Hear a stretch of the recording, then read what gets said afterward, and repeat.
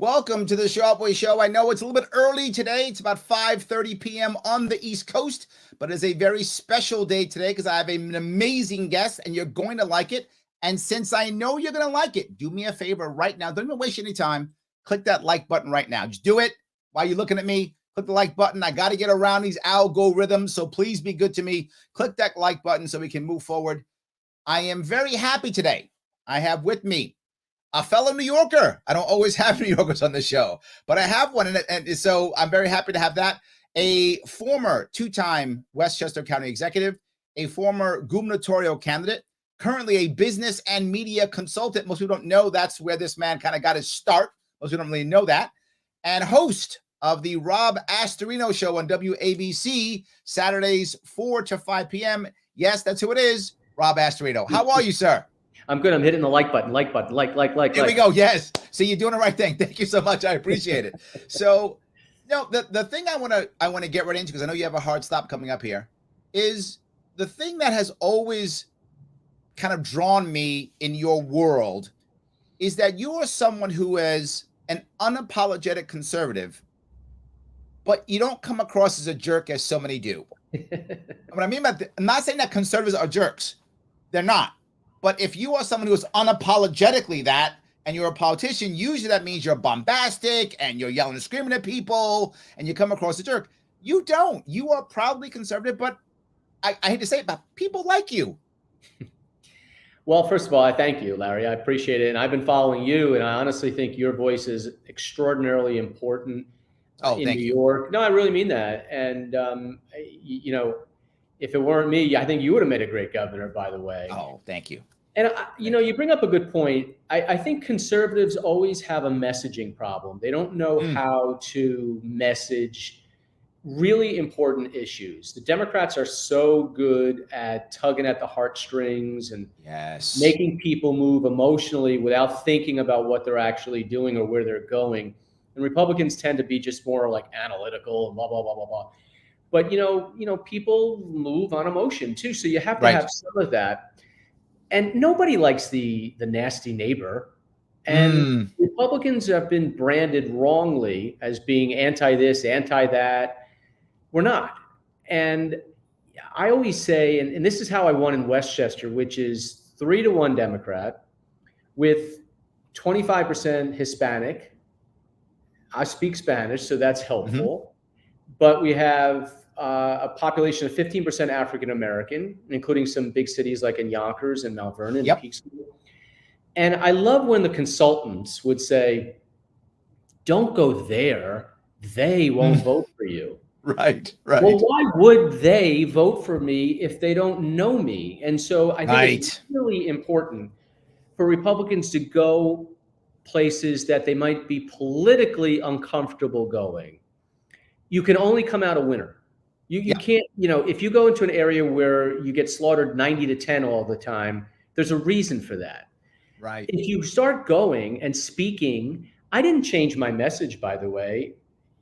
Literally, everything I said during the county executive races was all the same message. Sure. And to think that people in urban areas don't care about education or taxes or it all matters to people. So Absolutely. Be honest with them, be friendly, tell them about how you're going to make their lives better, but also listen to what their concerns are.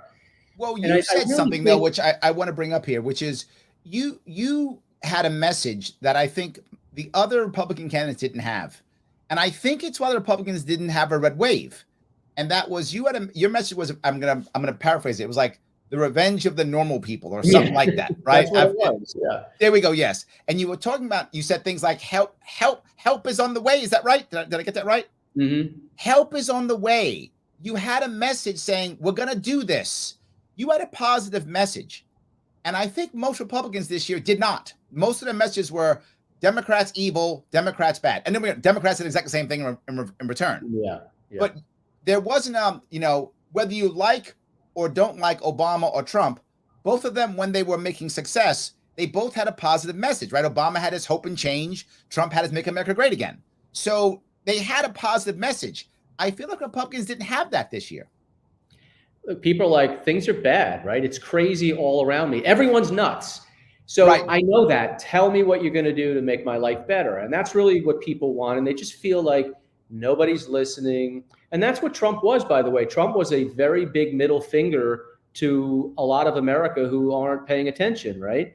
Right. So I really think people react just like you go to a party, right? Are you going to go up to somebody you don't know and go, or are you going to be like, hey, how are you? Right. Nice to meet you.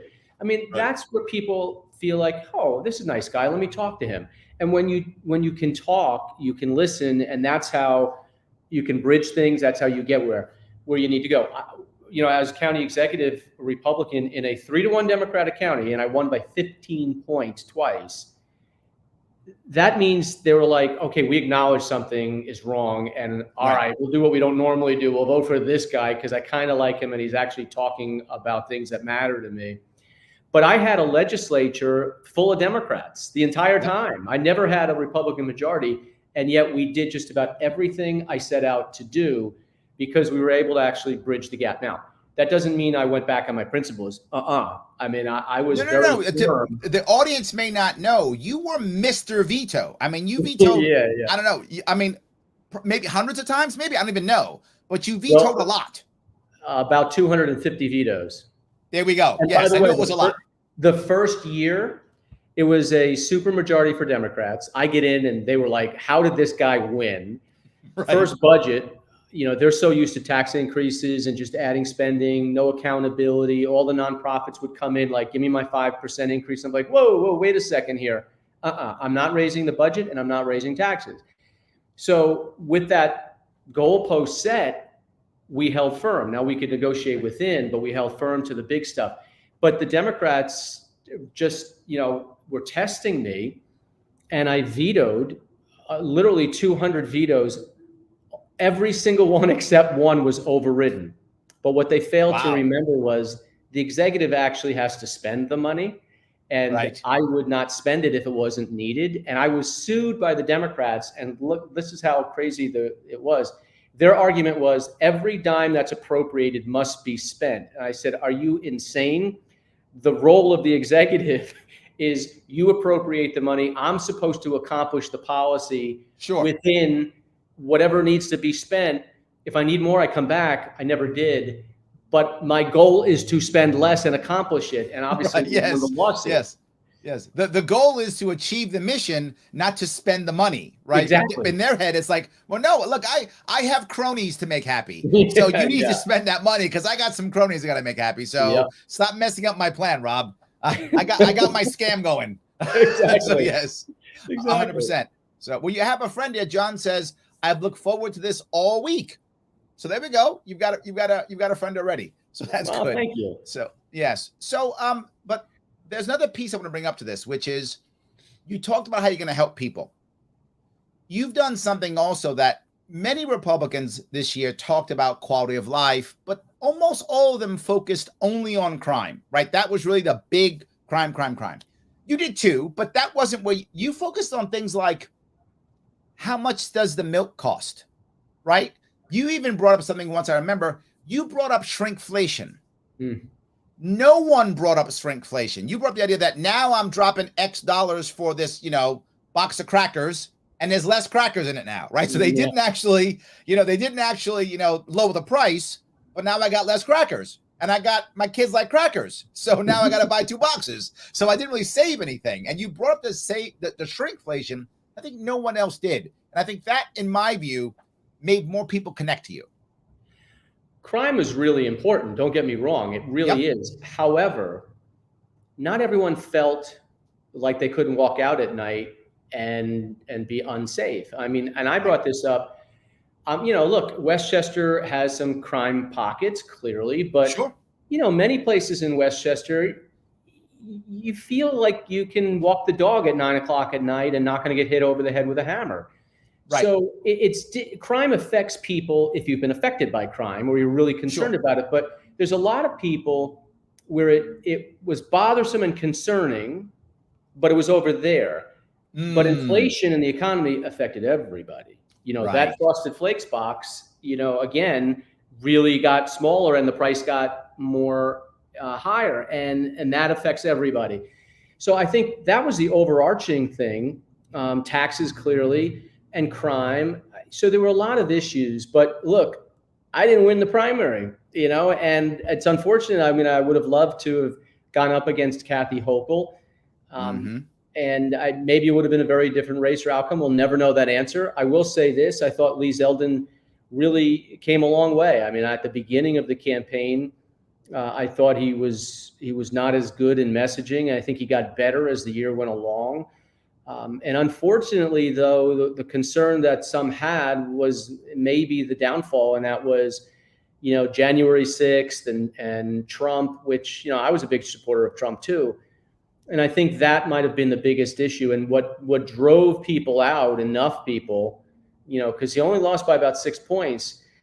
The abortion issue and the Donald Trump January 6th, that motivated enough Democrats to come out, unfortunately. And so we got Kathy Hochul for another 4 years, and God knows how bad that's going to be for New York. Well, I would argue two parts on this one. I think that the abortion issue, while I think it hurt Republicans, I think what hurt Lee more is that he seemed wishy-washy on it. I think people would have respected him more if he just said what he thought was right. I think they would have respected him more. I think you look, New York's clearly a pro-choice state. I got it. Yeah. But what we can't stand, particularly Republicans, people, if you're voting Republican, you want somebody who's strong, right? You want somebody who's strong. And I think he was wishy-washy on the issue, and I think it hurt him. When they asked him, he should have said, look, I'm pro-life. I'm not going to change the laws because I can't. If I could, would I make less abortions? I probably would make less abortions, but I'm not going to. It's always going to be a pro-choice state, but could I do something to make less abortions? I probably would. And people would have been like, oh, okay, that's real. So he's not going to change the laws, but he's still pro-life. All right, at least people would have said, I believe it. I feel like there were even Republicans, and this is just my feeling, who, when he wasn't that strong, some of the conservative people didn't show up. They weren't motivated. The conservatives weren't motivated to show up. And I said because we had 500,000 less people vote this year than 2018. Abortion is an issue in New York, especially with how outrageous they've gotten, where it literally is up to the moment of birth. 100%. And they took care of that law in 2018 or whatever it was. They lit the Empire State Building up, right? So the Democrats were very good at scaring people into thinking that if Lee Zeldin or a Republican got in, all the rights are going away, and it's take the coat hanger out. It's so stupid, but yet it does motivate people because they weren't even aware about what New York had done prior. I think on abortion, because the Democrats are so extreme now, Republicans can and should not be afraid to do this. We can play offense because Republicans aren't the only ones that think abortion in the third trimester is disgusting. Most people Americans do, including a majority of Democrats, believe it or not. And I've been in on focus groups a while ago, and I've seen where I think it was 6 out of the 8 women in this focus group we did once, they thought the idea of an abortion even after the first trimester, and these were very pro-choice, liberal-oriented women who would consider voting for a Republican, even they thought that the line was around the first trimester, maybe a little more. But that shows you how far away the Democrats are and how close Republicans are. But we also fail to do one thing. We need to be a little more empathetic on this issue. Yes. And one of my closest friends in the world, and has been since we were in 7th grade together. She's a liberal Democrat who lives in Connecticut now. And so, we disagree on a lot of issues, but we're very close friends. And we were talking about the abortion issue and how I would handle it in the debates. And she said, I don't like the way things are going right now. If I lived in New York, I don't think I would vote for Kathy Hochul, but abortion is important to me. I want to know that the Republican I might vote for isn't scary and understands what a woman goes through. In other words, be empathetic, realize that for most women, this is a horrible decision to make. They didn't want to put themselves in this position. And it's a difficult choice to make in life. If you acknowledge that, you're going to have a better opportunity to get a person who is pro-choice to vote for you, even though you disagree with each other on this issue. This goes back to what you said, the idea of listening. This is what you've been saying. Exactly. And so in my mind, in those debates was like a 40-year-old woman, right? Or a 35-year-old woman who has to vote Republican in order for us to have a chance. We've got to get a lot of them to actually cross over. 100%. And so you've got to start off with and acknowledge how they feel, what they're worried about, and what you will or won't do about it. Put them at ease. And then all of a sudden, when you take that big issue off the table, now they're listening to you the rest of the way, and they agree with you on crime, on the economy, on the open borders, on all the big issues. There we go. We have another fan here. This guy, Harrison, says, Westchester guy here. Thanks to Rob for his years of being executive. All the best for the future. Thank you. Harrison from Harrison or Harrison? It says Harrison Goldfarb. So I don't know if he's from Harrison or not. He's Westchester, he says. I appreciate it. So Joseph says, Rob Astorino was my candidate in the primary. He's genuine and isn't a phony. I agree completely. Some people love to give New Yorkers a ton of baloney and no honesty, and we need more Rob Astorino and more honesty. Wow, you got fans here. Okay. That's good. Thank you. Like. There we go. Keep liking, guys. I love it. But you brought up another piece, which is your friend is in Connecticut. Yeah.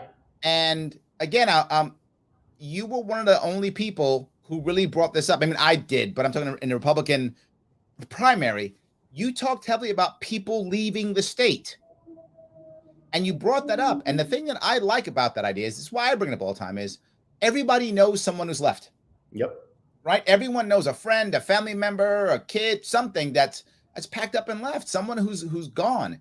And you brought that up. And that was the goal that I thought was, we have to be able to get people to first not want to leave, and then eventually get their family back, right? I mean, we got to get them back at one point. People should be retiring here, staying here, building their businesses here, right?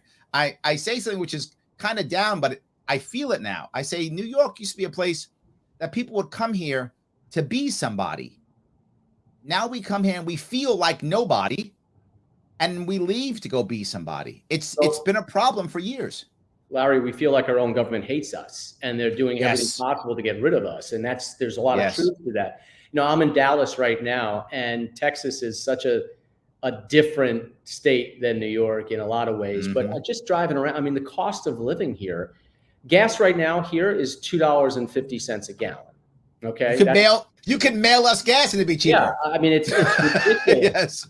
And just everything is a lot cheaper. Rentals, you name it. And oh, by the way, they actually like their people and they want jobs to stay here, and they do everything possible as opposed to the other way around. The two things I talked about, people leaving New York and the people being flown into New York from the southern border here in Texas. Absolutely. Yes. You were the only one talking about the immigration problem because how it affects us. Everyone else was almost ignoring that. And it does affect us because it's not just, 10 more kids in our schools or our classrooms in each classroom that doesn't speak English and needs services. Yep. But it's also the jobs. They're going after jobs that people, middle class and working class people are trying to keep. And all of a sudden they're getting free stuff from our state. They're being told, come here, we will give you housing, we'll give you energy assistance, we will give you a phone, we'll give you cash assistance, we'll give you supplemental nutrition so you can go to the store and get $300 worth of food for free. All this stuff while we're working really hard and paying their bill too. And it got to the point where people were like, I can't believe this is happening. And it's another reason why I want to leave New York. Now, look, the people who have left New York, they've come here to Texas or they went to Florida, they're not coming back. They're just not. I know. But the people who are hanging on, and a lot of people are just waiting. I hear this all the time. I got like 5 years left before my pension, and then I'm out of here. All the time, yes. It's so like they can spend their pension in Texas. Yeah. I want to spend it here. One time in New York before you can get out. Right. So that mentality, I just don't know if that's going to stop because the Democrats, unfortunately, Hochul won, and the Democrats have super majorities still. They're just going to go haywire. I don't know in New York City, I don't know what's going to change really dramatically. It's not. It's just going to stay the same or get worse. And to me, neither is acceptable. Well, you brought up an important point that people don't often realize, right? When you bring in immigration without even understanding how much, where, when, or how, you stress everybody out, right? I mean, everybody's stressed out. I see it here in New York City. I live in Queens, so I see it here in New York City. Yep. I mean, all the money is now going into the schools, not to give every kid a better education, but just to hold on with bilingual, just to hold on with more teachers, to hold on with more special ed. We're throwing tons of money just to try to tread water, and we're still going under. So we're not even treading water. No, we are definitely sinking, and it's just going to get, the vicious cycle continues and gets worse because now clearly there's an open border. Title 42 is ending. I mean, literally it's 8,000 to 10,000 people coming in a day to El Paso and through, and then they're dispersed and they're flown up. Imagine 50 people flown to Martha's Vineyard and we had a national crisis, but what's happening right now is just like poo-pooed. But it clearly, in the end, it's always the middle class that pays. Always, no matter what happens, it's always the middle class that gets it. And they're so out of touch in New York. You think about this congestion pricing scheme to go into New York City, where a lot of people from the suburbs would go in to see a show or have dinner or to work, whatever. Now, in order to do that, they're going to charge you $23 or whatever to go below 60th Street when the city is gasping for air. And it's like, they just don't understand, nor do they care. And this money would go to the MTA, which is so mismanaged, which is burdened and getting fatter and fed. They're going to die of obesity, the MTA. Less people are using it. It's more dangerous. And they start these new projects when they don't even finish the first ones. I mean, I've been in Grand Central literally for the last 3 years. This same escalator has been out of service. Right. Can you please explain to me, if you can't do the basics right, you want more money? So it's just, it's beyond insanity, but the normal average person, revenge of the normal people, we're the ones getting crushed all the time. And I just don't see it getting any better. Yes. Sam says, taxes on my parents' middle-class house are more than I pay in 11 months of rent in an apartment. Yeah. Wow. It's insane. And it never ends. And a lot of it goes towards healthcare and pensions and all salaries for the government worker. Yep. And, you know, again, I'm here in Texas. I'm amazed. I'm driving on smooth roads. I'm not a bobblehead, but when I go to the city, I'm like breaking my neck and, you know, going over the same construction project that's been, I don't know, for 2-3 years. And then it seems like they start all over again.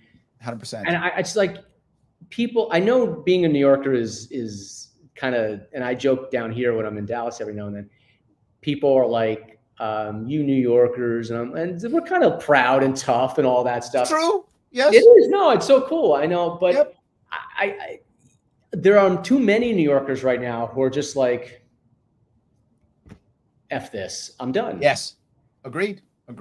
So, guys, if you want to follow Rob, please head over to Twitter and follow him at Rob Astorino. And know that he does have a show on WABC. Check it out, WABC.com, Saturdays, 4 to 5 p.m. Eastern. If you want to support my show, you can support mine by going to the World's Smallest Political Quiz, theadvocates.org. They are our sponsor. Take the World's Smallest Political Quiz. Share your results. We can talk about it. It's always going to be fun. And please subscribe, if you would, to the Sharp Way YouTube page. That's the one that matters, the Sharp Way one. I know I have like 8 pages that I'm always having you guys go to. Go to just this one this time, right? I got to keep all my pages so I don't get canceled. So that's why I have so many of them. So please do that if you would. I appreciate it. But before we wrap up, I want to go over one important piece. Last piece. You were one of the first people early on to be against the lockdowns. And as someone who comes, you know, downstate, if you live in New York City, Westchester's upstate. But if you live any place else in the state, Westchester's downstate. So being a downstater and being anti-lockdown, that must have been a difficult choice for you to make up front and to be one of the forefront people doing that. It wasn't a difficult choice because I knew it was wrong. And the schools, I was in, let's see, the shutdowns were in March of 20. In June of 20, I was advocating, and there's video of this, I think it's still on Twitter or wherever, but I was advocating to open the schools that fall. Yep. Because I have kids. One of my kids is in college now. Another one's a senior in high school. Another one's in 8th grade. So I went through all this ridiculous distance learning stuff and remote learning nonsense where they were learning nothing. And we just knew, I mean, if you just followed the actual science and statistics and looked around the world in places like Sweden, where they never closed, the kids were always in their classrooms. We knew the masks weren't working. Yep. And eventually the COVID shots, as people were saying, you get this and you have nothing to worry about. Well, we knew that wasn't true too. You could still get it. It's more like a flu shot. Right. But what I was advocating was, we got to get back to some semblance of normalcy. Otherwise, we're going to really pay the price. And we did. 100%. And in ways that people aren't even talking about, with, the childhood depression and suicide rates and drug use. We're seeing it now. That isn't even talked about. It's disgraceful, let alone the empirical evidence of how bad students were then doing, especially minorities, falling further behind. And the little kids. And the little kids. The It's an abomination. Learning how to read, learning how to understand. Yes. Look, I hope the only good thing, and by the way, we as a country went against our stated policy. We had planned as a nation policies for these kind of outbreaks, and we did not do it. What it was supposed to be was, you stay open. We didn't do that. And so we're now paying the price. I mean, look at where we are economically as compared to other parts of the world. But either way, I hope 10 years from now, 20 years from now, we're going to look back at this period of time, COVID, the ridiculousness of some of the social issues that we're dealing with right now, the extremism on abortion, pick your gender, all this nonsense. To me, I just hope we're in a snapshot in time, and 10 years from now, 20, we look back and go, what the hell were they thinking back then? Yep. I just hope so. And that this is not the new norm. I appreciate that. Rob, thank you so much for coming on today. I appreciate it. Let's stay in touch. You got it, Larry. And thank you again. And I have to tell you, no matter where I went along New York State routes, there was always, nice people in the crowd, some not some nice ones, but I was always have at least one person everywhere come up and go, "I'm voting for Larry Sharp." I'm like, okay. I have some very loyal fans. That's true. You do. That's good. That's good. I have some loyal fans. Everyone will say thank you, everybody, for coming today. I appreciate it. I will be back on tomorrow at 7 p.m. as usual. And then again, also on Thursday, too. I will see you all